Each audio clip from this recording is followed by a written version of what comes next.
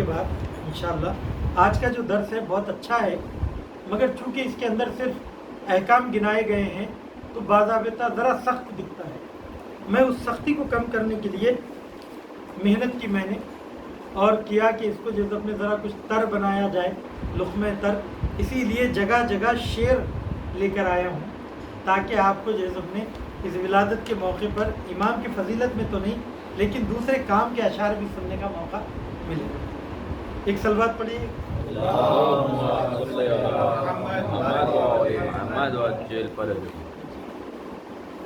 آج کا جو 13واں درس ہے، اس درس کا عنوان ہے زینت کی فضیلت، خود کو سجانے سنوارنے کی فضیلت کیا ہے۔ اس درس میں ہم لوگ یہ جاننا چاہتے ہیں کہ انسان کے اندر دو صفتیں ہیں، ایک ہے خود کو سجا سنوار کر رکھنا، خوبصورت بنا کر رکھنا، دوسرے شہرت پرستی ہمارے اندر۔ ہم چاہتے ہیں کہ لوگوں کے درمیان مقبول ہو، کوئی ہم سے نفرت نہ کرے، ہر کوئی ہمیں چاہے، ہم سے قریب ہونے کی خواہش کرے اور ہمیں قریب بلانا چاہے۔ تو اس کے لیے ہم کیا کریں؟ تو سب سے پہلی چیز ہم زینت کا مطلب سمجھیں کہ یہ سجاوٹ، اپنے آپ کو سجانا سنوارنا، اپنے آپ کو خوبصورت بنانا، یہ کیسا ہے اور یہ کتنے قسم کا ہے۔ تو یہاں پر دو قسمیں بتائی گئی ہیں، ایک باطنی سجاوٹ یعنی متقین کے زیور، کہ جس کے لیے کتاب بھی لکھی گئی حلیۃ المتقین۔ حلیہ کہتے ہیں زیور کو۔ متقین کے زیور کیا ہے؟ متقین کے جھمکے کیا ہیں؟ متقین کے ہار کیا ہیں؟ کڑے کیا ہیں؟ تو متقین کے کڑے ہیں مثال کے طور پر سخاوت، صبر، دوسروں کی خدمت، انسانوں کی خدمت۔ تو یہ وہ انسانیت کے زیور ہیں جو بظاہر دکھائی نہیں دیتے ہیں، مگر یہ روح کے زیور ہیں جس سے روح کو، انسان کو خوشی ملتی ہے۔ دوسری کیا ہے؟ ظاہری آراستگی، جیسے مرد کے لیے ہے کہ وہ داڑھی بنائے رکھے، داڑھی رکھے، چونکہ مرد کا زیور داڑھی ہے تو داڑھی رکھے اور صاف ستھرے کپڑے پہنے، ناخن کٹوائے، اس طریقے کی باتیں جو انشاءاللہ ابھی اس کی تفصیل آئے گی۔ تو باطنی سجاوٹ اور ظاہری سجاوٹ۔ اب اس میں یہ دیکھنا ہے کہ اہل بیت علیہم السلام کا شیوا کیا تھا۔ پہلے تو ہم معنی سمجھیں گے اس کے، دوسرے اس کی قسمیں سمجھیں گے، تیسرے ہم یہ سمجھیں گے کہ اہل بیت علیہم السلام کی زندگی کیا تھی۔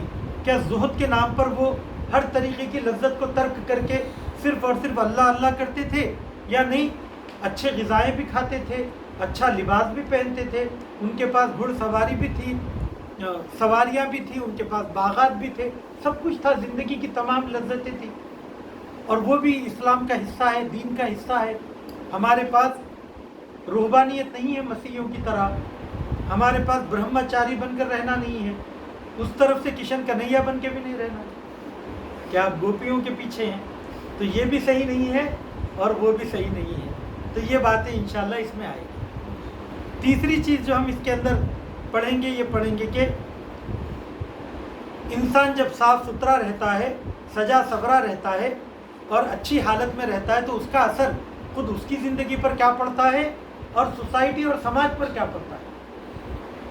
ٹھیک ہے، بری حالت میں رہ رہے ہیں، کماتے اچھا ہیں مگر آپ کو دھن ہی نہیں ہے، خراب کپڑے پہنے ہوئے ہیں، جو اپنے آپ کو بنا سنوار کر نہیں رکھتے ہیں، تو اس کا گھر پہ کیا اثر ہوتا ہے، سماج پہ کیا اثر ہوتا ہے، یہ ایک الگ جیسا اپنے مسئلہ ہے۔ اس کے بعد یہ کہ اگر آپ لوگوں کے درمیان مقبولیت حاصل کرنا چاہتے ہیں، شہرت حاصل کرنا چاہتے ہیں، اس کا صحیح راستہ کیا ہے؟ لوگ اپنی پبلسٹی کرواتے ہیں، اخباروں میں اپنی تصویریں کھنچواتے ہیں، لیکن اسلام یہ کہتا ہے کہ کردار کو پاکیزہ بناؤ۔ اللہ کا وعدہ ہے پاکیزہ کردار لوگوں کو اللہ سبحانہ و تعالیٰ لوگوں میں مقبول بنا دے گا۔ اسی لیے جو لوگ ہوڈنگ لگا کر پیسہ خرچ کر کے اپنے آپ کو مقبول بنانا چاہتے ہیں، جب تک وہ انسان اقتدار میں رہتا ہے یا جب تک اس کے پاس پیسہ رہتا ہے، لوگ نام کی اس کی عزت کرتے ہیں.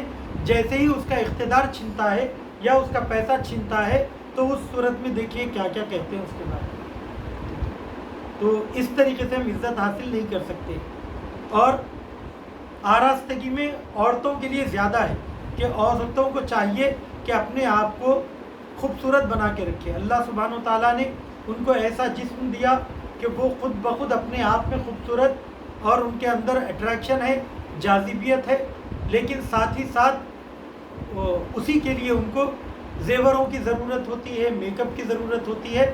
اور یہ اس لیے ضروری ہے کہ اگر ان کے اندر یہ اٹریکشن اور یہ جاذبیت نہ ہو تو مرد اس کی طرف کھنچے گا نہیں، گھر بنے گا نہیں. تو اللہ نے ان کے لیے رکھا ہے، یہ خوبی ان کے اندر رکھی ہے.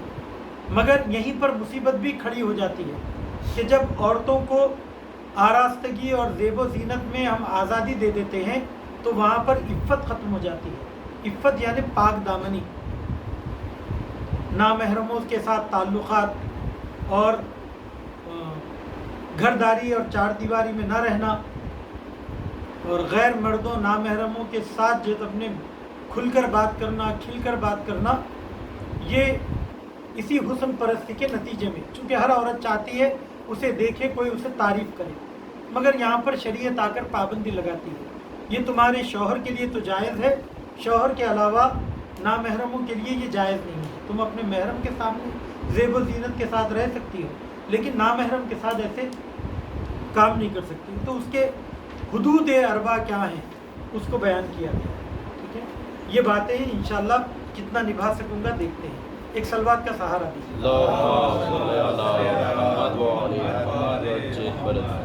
درس کا آغاز عزیزوں یہاں سے ہے کہ جب بھی مجھے سکون کی تلاش ہوتی ہے تو میں مناظر قدرت کی سیر کے لیے نکل پڑتا ہوں.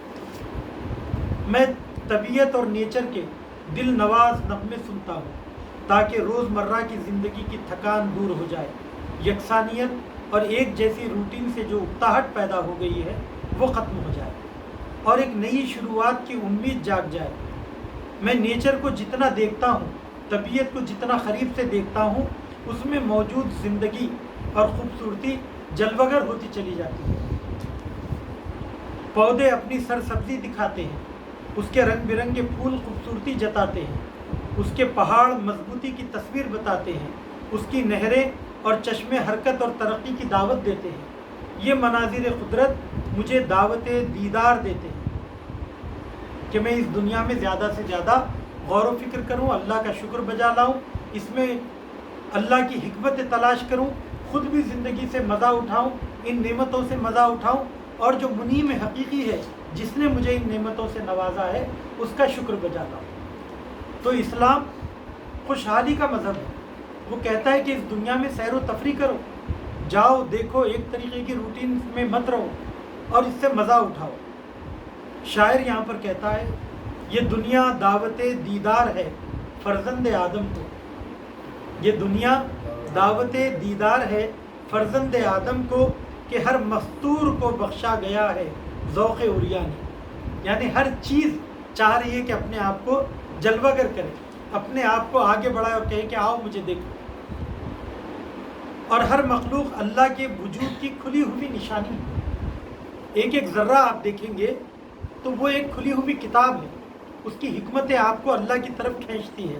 یہاں پر بھی شاعر کہتا ہے ہم ایسے اہل نظر، جوش کا یہ شعر ہے، ہم ایسے اہل نظر کو ثبوت حق کے لیے، ہم ایسے اہل نظر کو ثبوت حق کے لیے اگر رسول نہ ہوتے تو صبح کافی تھا. اگر سرور کائنات نہ بھی آتے، انبیاء اگر مبعوث نہ بھی ہوتے تو ہم ان نعمتوں کو دیکھ کر اللہ کے وجود پر یقین لے آتے. تو یہ نعمتیں خود سب سے بڑی نشانی ہے پروردگار عالم کی معرفت کی. اس کے بعد یہ جو خالق ہے ہمارا، جس نے اس دنیا کو خلق کی، اس کی صفت کیا ہے؟ وہ خود جمیل ہے اور جمال کو پسند کرتا ہے، حسین ہے، حسن کو پسند کرتا ہے. اسی لیے اس نے ساری دنیا میں حسن کو بکھیر دیا ہے اور طرح طرح کی چیزیں خلق کی. اور جتنا ممکن تھا چرند خلق کیے، پرند خلق کیے، درندے خلق کیے، خزندے، رینگنے والے، جانور خلق کیے، جو مٹی سے بن سکتے تھے انہیں مٹی سے بنایا، جو آگ سے بن سکتے تھے انہیں آگ سے بنایا، جو سمندروں میں رہ سکتے ہیں انہیں سمندر کے قابل بنایا، جو آسمانوں میں اڑ سکتے ہیں انہیں آسمانوں کے، یعنی ہر طریقے سے رنگا رنگ مخلوقات اللہ نے خلق کی اور ہمارے لیے یہ دنیا کو سجایا۔ اور اس سے بڑا کرم یہ ہے کہ ہمیں دوسرے مخلوقات کی طرح پست نہیں بنایا، بلکہ ان سب کے اوپر سرداری دی اور ساری مخلوقات کو ہمارا مطیع بنایا، اور یہ ساری چیزیں ہمارے اختیار میں دی، جس سے ہم فائدہ اٹھاتے ہیں، فیض اٹھاتے ہیں۔ تو یہ پروردگار عالم کی کھلی ہوئی نشانیاں ہیں، اور یہ ایک ایک مخلوق اللہ کے حسن و جمال اور اس کے کمال کی طرف بتانے والی ہے۔ تو شاعر نے کیا خوب کہا کہ ہنسی ہے خود اسے ہے حسن پیارا، ہنسی ہے خود اسے ہے حسن پیارا، سو ہر سو تخلیق اس کی دل ربا ہے۔ کہ ہر تخلیق کیا ہے؟ دل ربا ہے۔ دل ربا یعنی دل کو کھینچنے والی، دل کو کھینچنے والی۔ کائنات کا ہر ذرہ دل ربا ہے اور دل پر گہرا اثر ڈالنے والا ہے۔ یہ حقیقت ہے کہ قدرتی منظر، یہ حقیقت ہے کہ قدرتی منظر ایک عجب ڈالتے ہیں دل پہ اثر، کہ جس چیز کو دیکھیے دل پر ایک اثر ہوتا ہے۔ یا شاعر نے کیا خوبصورت منظر کشی کی ہے، ذرا دیکھیے۔ ارغوانی شام ڈوبتا سورج تیرتے بادل، ارغوانی شام ڈوبتا سورج تیرتے بادل، ایک سے ایک دلکش منظر لبھاتا چلا گیا، ایک سے ایک دلکش منظر لبھاتا چلا گیا۔ ائمہ کی سیرت میں بھی یہ آراستگی یعنی خود کو سجانے سنوارنے اور خود کو زینت دینے، خود کو خوبصورت رکھنے، صاف ستھرا رکھنے، خوش لباس رہنے، اپنے آپ کو معطر رکھنے یعنی عطر لگا کر رکھنے،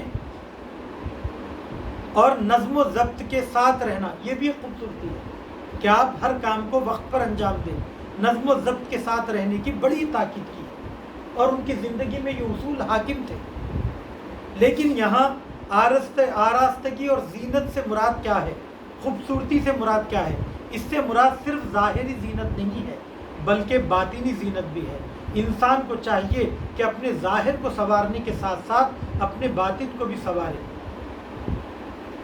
باطن کو سنوارنے سے مراد یہ ہے کہ اخلاقی برائیوں کو دور کرے، صفات حمیدہ کو، اچھے صفتوں کو اپنے اندر ایجاد کرے۔ ایسا نہ ہو کہ ہم کپڑوں سے تو اچھے لگے مگر اندر سے بھیڑیے ہوں، جانور ہوں۔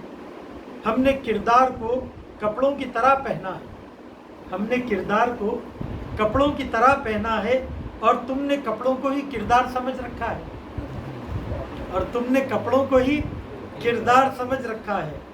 فارسی میں شعر ہے، تنے آدمی شریف است بے جان آدمیت، تنے آدمی شریف است بے جان آدمیت، نہ ہمیں لباس زیباست نشان آدمیت۔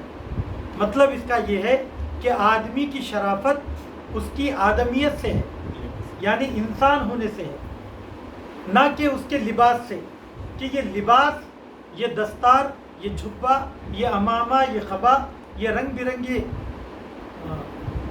لباس اور دار اور جب اپنے چہرے کے قد و خال اصلی انسان نہیں ہے۔ انسان کی انسانیت اس کی آدمیت سے ہے، اس کی انسانیت سے۔ اتنی سادگی اچھی نہیں ہے کہ انسان کو پرکھنے کی ضرورت ہے۔ ہم کو لباس سے نہیں پرکھنا چاہیے بلکہ ہر انسان کو اس کے کردار سے سمجھنا چاہیے۔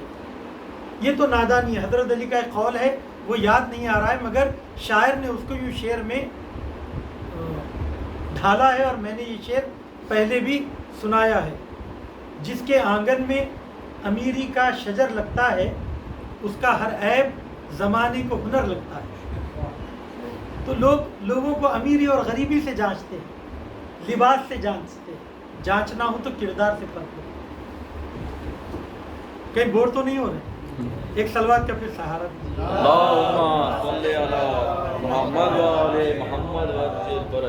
اب دیکھیے یہ شعر بڑا پیارا ہے۔ بدن سے روح جاتی ہے تو بچھتی ہے صف ماتم، بدن سے روح جاتی ہے تو بچھتی ہے صفِ ماتم، مگر کردار مر جائے تو کیوں ماتم نہیں ہوتا، مگر کردار مر جائے تو کیوں ماتم نہیں ہوتا۔ بد کرداروں کے ساتھ، بد کرداروں کو دیکھ کر یہ محسوس ہوتا ہے وہی صفات و خصائل ہیں اور وہی لہجے، وہی صفات و خصائل ہیں وہی لہجے۔ یہ لوگ پہلے کبھی بھیڑیے رہے ہوں گے، یہ لوگ پہلے کبھی بھیڑیے رہے ہوں گے، جبکہ ہم سب جانتے ہیں ہم جو انسانوں کی تہذیب لیے پھرتے ہیں، ہم جو انسانوں کی تہذیب لیے پھرتے ہیں، ہم سا وحشی کوئی جنگل کے درندوں میں نہیں۔ کہ کلو انسان بصیرۃ علی نفسہ، ہر شخص اپنے نفس کو بہتر جانتا ہے، لاکھ اچھا بن کر دکھائے لوگوں کے سامنے، مگر اپنے ضمیر سے تو جھوٹ نہیں بول سکتا ہے۔ کون کیسا ہے وہ اس کو خود بہتر جانتا ہے۔ تو انسان کو اس وحشی پن کے پنے کو اپنے آپ سے نکالنا ہے۔ ہر انسان کو اپنے ظاہر سے پہلے اپنے باطن کو سنوارنا چاہیے۔ اسی لیے جو خود کی تربیت نہ کرے وہ جانور ہے۔ تربیت کے لیے ماں باپ کافی نہیں ہے، بلکہ خود انسان کو اپنی تربیت کرنی ہوگی۔ ماں باپ ایک حد تک تربیت کر سکتے ہیں، اس کے بعد انسان کی تربیت خود انسان کے ہاتھ میں ہے۔ شاعر نے خود کیا خوب کہا، ہر کے خود تربیت خود نہ کند حیوان است، جو شخص اپنی تربیت خود نہ کرے وہ جانور ہے۔ آدم آنست کے اورا پدر و مادر نیست، حضرت آدم ایک ایسی شخصیت ہے جس کے ماں باپ نہیں تھے، مگر انہوں نے خود اپنے آپ کو سنوارا۔ تو انسان کو چاہیے کہ اپنے آپ کو سنوارے، حسب و نسب سے انسان پہچانا نہ جائے بلکہ اپنے کردار سے پہچانا جائے، اور اس کے کردار کی وجہ سے ماں باپ کا حسب و نسب پہچانا جائے، کہ ہم سبب بنے اپنے ماں باپ کی پہچان کے، باپ داداؤں کے ذریعے خود کو نہ پہچانوائے، اتنے پاکیزہ بن جائے۔ کہا کہ جب بچہ اتنا اچھا ہے تو اس کے ماں باپ کتنے ہوں۔ تو محاورہ بھی ہے، ہونہار بروا کے چکنے چکنے پاک، جیسے اپنے یہ ہونہار بروا کے چکنے چکنے پاک، پتے دیکھ کر سمجھ میں آتا ہے کہ یہ درخت کتنا اچھا ہے، کتنا ہرا بھرا ہے۔ ایک صلوات پڑھیے عزیزو۔ ہر آدمی میں انسانیت ہونی چاہیے، اگر نہ ہو تو ایسے ہی ہے جیسے کہ عود ہو مگر اس میں خوشبو نہ ہو، تو وہ کیا ہے؟ فقط ایک ایندھن ہے، جلانے کے تو کام آ سکتا ہے، اس سے دھواں تو اٹھ سکتا ہے، آگ تو جل سکتی ہے، مگر وہ خوشبو نہیں پھیلا سکتا ہے۔ عود اگر بو نہ باشد ہیزم است، ہیزم یعنی ایندھن، عود اگر بو نہ باشد ہیزمت، اگر عود میں خوشبو نہ ہو تو وہ صرف ایندھن ہے۔ ہماری زبانی اقرار سے ہم مومن نہیں بنتے، بلکہ دل و نگاہ بھی اللہ کے احکام کے پابند ہونا چاہیے۔ خرد نے کہہ بھی دیا لا الہ تو کیا حاصل، خرد نے کہہ بھی دیا لا الہ تو کیا حاصل، دل و نگاہ مسلمان نہیں تو کچھ بھی نہیں، دل و نگاہ مسلمان نہیں تو کچھ بھی نہیں۔ فکر بھی پاکیزہ ہونی چاہیے، کردار بھی پاکیزہ ہونی چاہیے۔ اس لیے اب ٹھان لینا چاہیے کہ آرزوئیں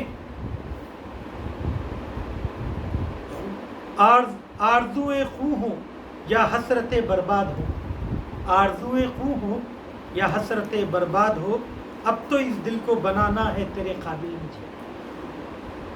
کہ نفس چاہے جتنا بھی سرکشی کرے اس کو دبائیے اور اللہ کی مرضی پائیے، کہ اللہ کے قابل اس دل کو بنانا ہے، اور اتنا قابل بنانا ہے کہ شیطان انسان کی بندگی دیکھ کر وہ بھی مسلمان ہو جائے، شیطان بھی انسان کی بندگی دیکھ کر مسلمان ہونے کی خواہش کرے۔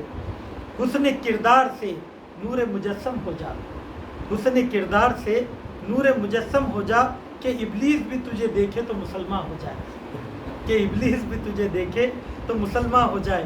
لیکن ایسا حقیقی انسان اور مومن کامل بننے کے لیے محنت لگتی ہے، نفس سے دست و گریباں ہونا پڑتا ہے۔ فرشتے سے بڑھ کر ہے انسان ہونا، فرشتے سے بڑھ کر ہے انسان ہونا، مگر اس میں لگتی ہے محنت زیادہ، مگر اس میں لگتی ہے محنت زیادہ۔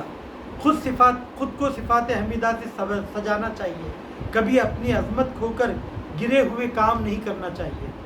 ہم نے کردار کی عظمت کو گرنے نہ دیا۔ یہ بتانا چاہ رہا ہوں کہ ہم صفات حمیدہ سے خود کو کیسے سنوار سکتے ہیں۔ تو یہ جو اشعار ہے وہ یہ بتاتے ہیں کہ آپ اپنے کردار کو کیسے سنواریں. ہم نے کردار کی عظمت گرنے نہ دیا, ہم نے کردار کی عظمت کو گرنے نہ دیا, دھوکے تو بہت کھائے مگر دھوکہ نہیں دیا, دھوکے تو بہت کھائے مگر دھوکہ نہیں دیا. اور ہمیشہ محنت کی کھانا چاہیے, چاہے انسان بھوکا ہی کیوں نہ مر جائے. اگر محنت نہیں کی تو بھیک نہیں کھانا چاہیے. مر گیا بھوک سے پر بھیک کا لقمہ نہ لیا, مرنے والے تیرے کردار و انا زندہ باد. اور اسی طریقے سے شاعر کہتا ہے زندگی میں حرص و لالچ کو چھوڑ کر ہمیشہ قناعت سے کام لینا چاہیے. یہ بھی ایک اخلاقی خوبی ہے. جتنی لالچ بڑھتی چلی جائے گی اتنا انسان گناہوں کے دلدل میں دھستا چلا جائے گا. آدمی دشمن قناعت است, آدمی دشمن قناعت ہے, ذہنیت ہے ابھی حریصانہ. اگر ہم قناعت نہیں کرتے تو اس کا مطلب یہ کہ ہم میں ایک لالچی انسان چھپا ہوا ہے, کیونکہ یہی لالچ انسان کا وقار گھٹاتی ہے. لالچ ہی تو ہے اور کیا ہے کہ انسان کا وقار گھٹاتی ہے. اگر انسان قانع ہو تو اکثر سے بہتر, اگر انسان قانع ہو تو اکثر سے بہتر. ہوا وہ حرص لیکن اس کی مٹی خار کرتے ہیں. تو یہ ہوا وہ حرص ہی ہے جو انسان کے وقار کو گھٹاتے ہیں. عزیزو بس تھوڑی سی اور باتیں, اور آج اس درس میں زیادہ گہری باتیں نہیں ہیں, اسی لیے میں نے کیا کیا, تھوڑا سا ٹریک سے ہٹ کر کچھ اشعاری سے ہی آپ لوگوں کو سنا دیے. ایک صلوات پڑھیے محمد والے.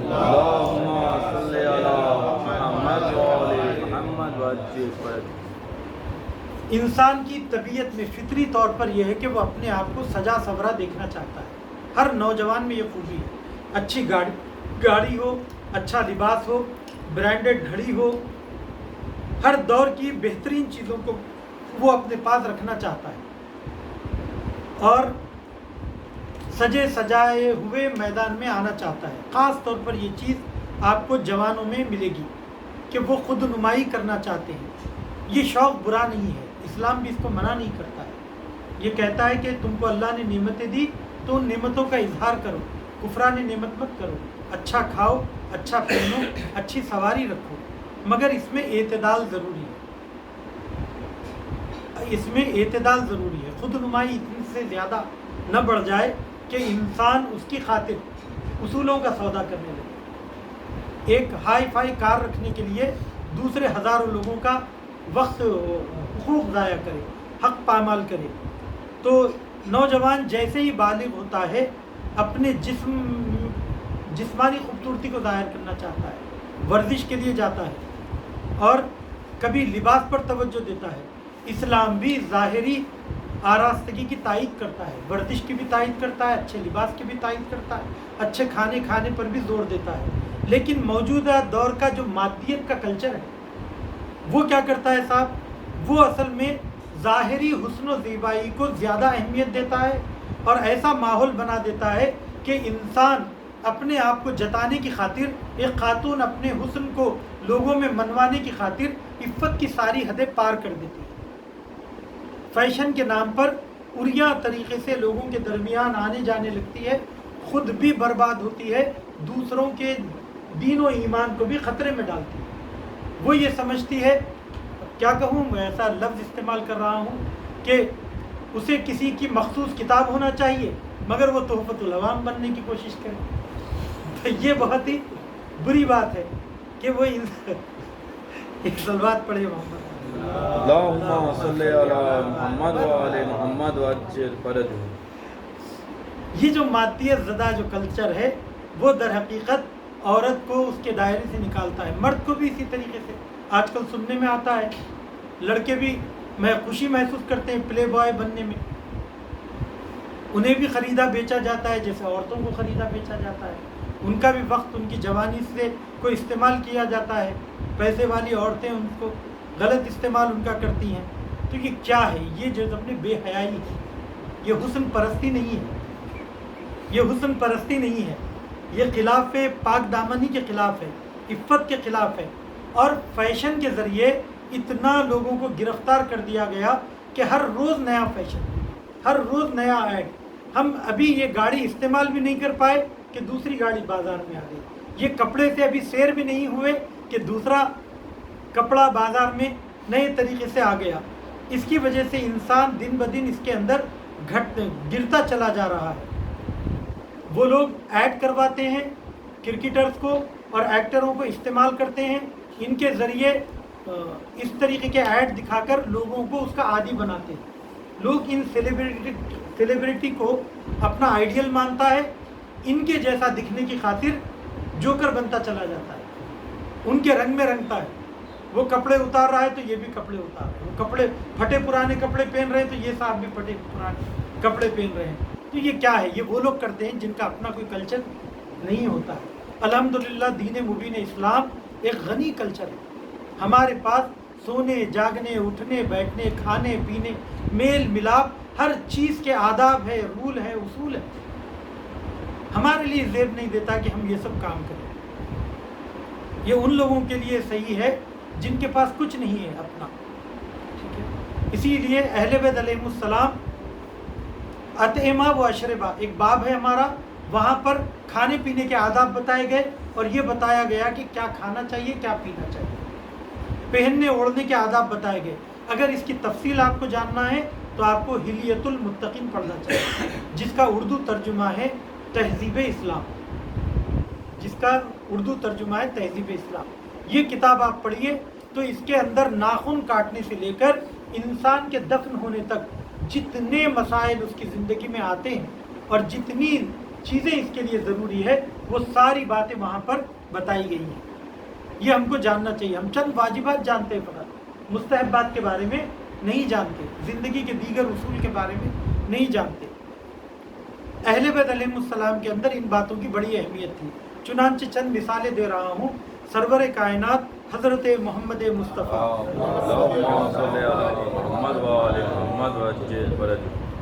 کہ اگر کوئی آپ کے دروازے پر آتا ملاقات کرنے کے لیے, آپ گھر میں ہی گھر کے لباس میں بیٹھے ہوئے ہیں, لیکن آپ پھر بھی کیا کرتے تھے؟ دروازہ کھولنے سے پہلے آئینے کے سامنے جاتے تھے, اپنی داڑھی سنوارتے تھے, اپنے کپڑوں کو صحیح کرتے تھے, اس کے بعد جا کر دروازہ کھولتے تھے.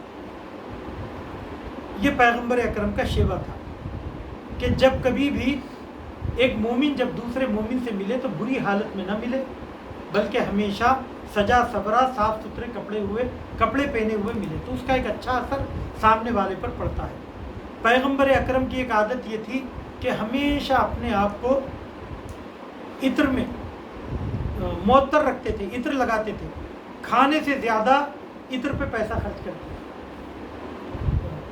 رسول خدا کی روایتوں کے بارے میں آیا ہے, اس کتاب میں موجود ہے. یہ کتاب ہے سنن النبی, جسے آیت اللہ طباطبائی جو صاحب تفسیر المیزان ہے انہوں نے لکھا. اس میں پیغمبر اکرم اپنی زندگی میں کیا کیا کرتے تھے سب کی تفصیل شروع سے لے کے آخر تک, اور اس کی پی ڈی ایف میں موجود ہے. امام میں ایک دن ایک شخص جس کا نام تھا, میں یہاں پر نام بھول رہا ہوں, وہ شخص اپنے آپ کو بڑا زاہد سمجھتا تھا اور امام جعفر صادق علیہ السلام کی خدمت میں آیا. جب امام کو دیکھا تو امام بہت ہی خوشنما لباس زیب تن کیے ہوئے تھے, تو اس نے امام سے کہا کہ آپ کے پدر بزرگوار یا آپ کے آبا و اجداد ایسے خوشنما لباس تو نہیں پہنا کرتے تھے, یہ ایک طریقے کی گویا دنیا داری ہے. تو امام عالی مقام نے اسے جواب دیا, اس زمانے میں لوگ سختی میں تھے, تو امام کے لیے جائز نہیں تھا, مناسب نہیں تھا کہ وہ مہنگے لباس پہنتے, غریبوں کے اندر حسرت پنپتی. اسی لیے ائمہ علیہ السلام نے یا رسول خدا نے بے انتہا سادی زندگی گزاری تاکہ لوگوں کے دلوں میں حسرت پیدا نہ ہو. لیکن آج وہ شرائط نہیں ہے, آج بہتر شرائط ہے, مسلمان اچھی حالت میں ہے. اسی لیے آج کے زمانے میں اچھا لباس پہننے کی ضرورت ہے اور کفار و مشرکین کے مقابل اپنی ہوا بنائے رکھنی ضروری ہے. اسی طریقے سے آپ فرماتے ہیں کہ خدا بند عالم خوبصورت رہنے کو, اپنے آپ کو سجا سبرا رکھنے کو پسند کرتا ہے, اور جو کوئی بری حالت میں رہتا ہے, خراب لباس میں رہتا ہے, بکھرے ہوئے بالوں کے ساتھ رہتا ہے, اللہ سبحانہ و تعالیٰ اس سے نفرت کرتا ہے, اسے پسند نہیں کرتا. جو شخص 2 رکعت نماز عطر لگا کر پڑھتا ہے اس کی 2 رکعت نماز 70 سال کی نماز سے بہتر، بلکہ 70 رکعت نماز سے بہتر۔ تو یہ لاابالی پن زندگی میں اچھا نہیں ہے۔ اسلام یہ کہہ رہا ہے کہ زندگی کو اہمیت دو، مزے لو، دوسروں کو بھی جینے دو، اچھی حالت میں رہو۔ اسی طریقے سے اسلام نے عورتوں اور مردوں کو یہ سفارش کی ہے کہ عورتوں کو کیا کرنا چاہیے، مردوں کو کیا کرنا چاہیے۔ مردوں کے لیے یہ کہا کہ اپنی مونچھیں، یہودیوں کا یہ طریقہ تھا کہ وہ لوگ اپنی داڑھیاں مونڈ لیتے تھے اور مونچھیں بڑی رکھتے تھے، اور آج درویش وہ کام کرتے ہیں۔